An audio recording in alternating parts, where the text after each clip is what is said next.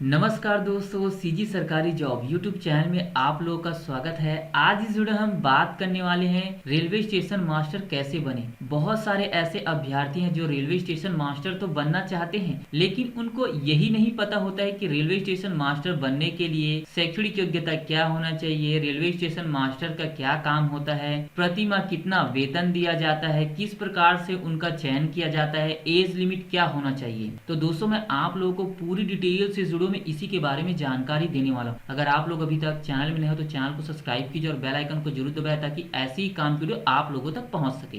तो वीडियो को शुरू करते हैं। दोस्तों, वीडियो शुरू करने से पहले आप लोगों से एक रिक्वेस्ट है, अगर आप लोग स्टेशन मास्टर बनना चाहते हो या फिर इसके बारे में आप लोगों को जानकारी चाहिए तो आप लोग वीडियो को अंत तक जरूर देखिएगा ताकि आप लोगों को इसके बारे में संपूर्ण जानकारी मिल सके। तो दोस्तों, सबसे पहले बात कर लेते हैं आखिरकार स्टेशन मास्टर किसे कहते हैं। जब आप लोग रेलवे स्टेशन में जाते हो तो आप लोगों ने नाम तो जरूर सुना होगा। तो दोस्तों, मैं आप लोगों को पॉइंट वाइज बताने वाला हूँ। Point number 1, railway station master की बात करें तो जो अधिकारी रेलवे स्टेशन में होता है उसे स्टेशन मास्टर कहते हैं।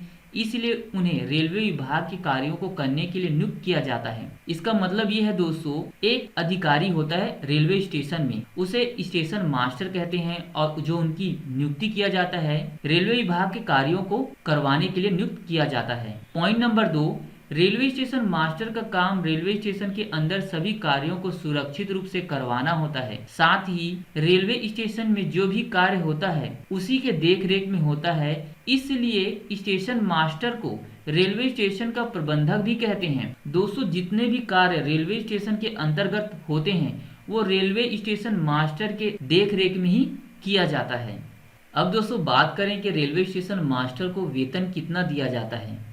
तो रेलवे स्टेशन मास्टर को प्रति माह 5,200 रुपये से लेकर 20,200 रुपये तक वेतन दिया जाता है। इसी के साथ शासन के नियम अनुसार अन्य भत्ते भी दिए जाते हैं। दोस्तों, जैसे अगर केंद्र सरकार के द्वारा भर्ती के लिए विज्ञापन जारी किया जाता है तो उसी के अनुसार आप लोगों को वेतन के साथ में अन्य भत्ते दिए जाते हैं। और जो मैंने आप लोगों को अभी वेतन बताया है दोस्तों, ये प्रारंभिक वेतन है। जैसे जैसे आप लोगों को एक्सपीरियंस होता जाता है उसी प्रकार से आप लोगों का वेतन भी बढ़ता जाता है।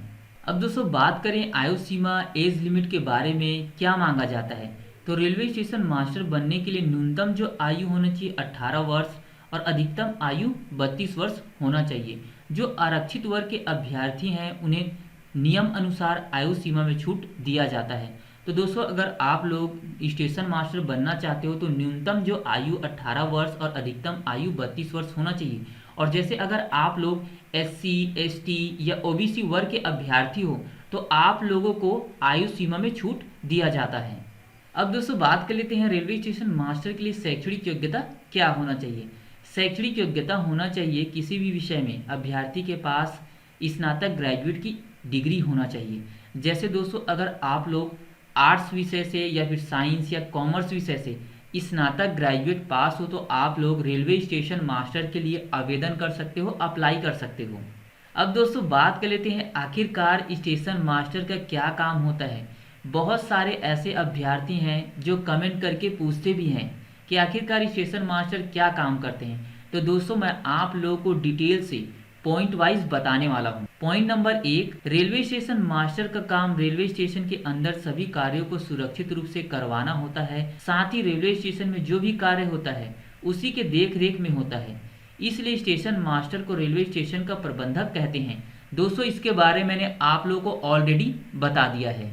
पॉइंट नंबर 2, स्टेशन मास्टर का काम कौन सी गाड़ी को किस प्लेटफॉर्म पर रुकना है, उसे किस समय पर आना है और किस समय में वहां से निकलना है, इन सभी चीजों का उत्तरदायित्व स्टेशन मास्टर का ही होता है। पॉइंट नंबर 3, स्टेशन पर जो भी कर्मचारी काम कर रहे हैं जैसे कि माल चढ़ाने वाला, सफाई करने वाला, टीटी, सूचना देने वाला इत्यादि, इन सभी के बीच समन्वय स्थापित करना और सभी को कानून के दायरे में रहकर काम करवाने का उत्तरदायित्व भी स्टेशन मास्टर का ही होता है।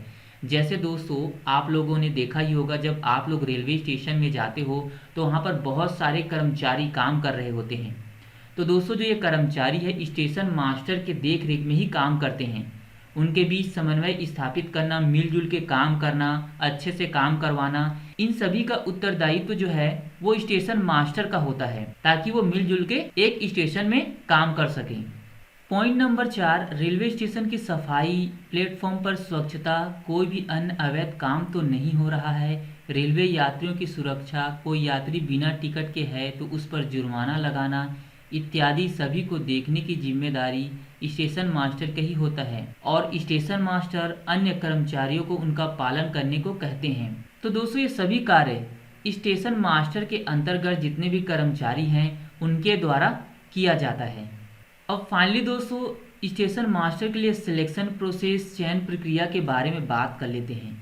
रेलवे में स्टेशन मास्टर के लिए चयन प्रक्रिया इस प्रकार से है। फर्स्ट दोस्तों प्रारंभिक परीक्षा होता है, उसके बाद में मुख्य परीक्षा और अंतिम में एप्टीट्यूड टेस्ट लिया जाता है। दोस्तों अगर आप लोग इन तीनों को क्लियर कर लेते हो, तीनों में पास हो जाते हो, तो आप लोग फाइनली स्टेशन मास्टर बन जाते हो। और स्टेशन मास्टर के पद के लिए केंद्र सरकार के द्वारा समय समय पर विज्ञापन, नोटिफिकेशन भर्ती के लिए जारी किया जाता है। तो दोस्तों जो भी महत्वपूर्ण इंपॉर्टेंट पॉइंट था जो आप लोगों को जानना बहुत जरूरी था रेलवे स्टेशन मास्टर से संबंधित, मैंने आप लोगों को बता दिया है। फिर भी अगर आप लोगों के पास कोई भी सवाल है स्टेशन मास्टर से संबंधित, या फिर कोई भी चीज़ आप लोगों को समझ में नहीं आया है, तो आप लोग कमेंट बॉक्स में कमेंट करके पूछ सकते हो। मैं आप लोगों के सभी सवाल के जवाब दे दूंगा। तो वीडियो देखने के लिए धन्यवाद।